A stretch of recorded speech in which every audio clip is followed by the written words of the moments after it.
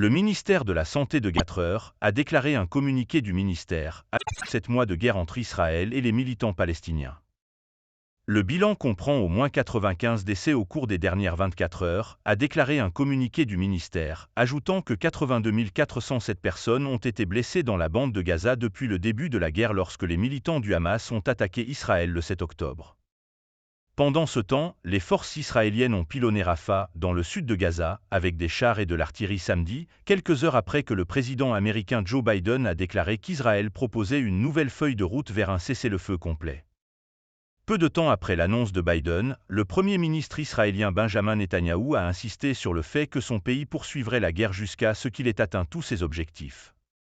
Il a réitéré cette position samedi, affirmant que les conditions d'Israël pour mettre fin à la guerre n'ont pas changé. La destruction des capacités militaires et de gouvernance du Hamas, la libération de tous les otages et l'assurance que Gaza ne pose plus de menaces pour Israël. Un cessez-le-feu permanent sans que ces conditions soient remplies était inenvisageable, a-t-il dit.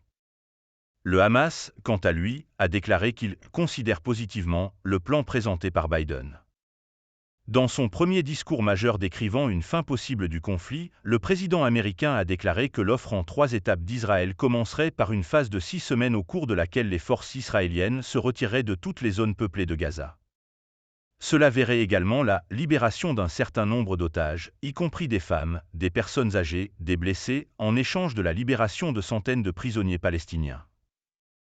Israël et les Palestiniens négocieraient ensuite pendant ces 6 semaines pour un cessez-le-feu durable, mais la trêve se poursuivrait tant que les pourparlers se poursuivraient, a déclaré Biden.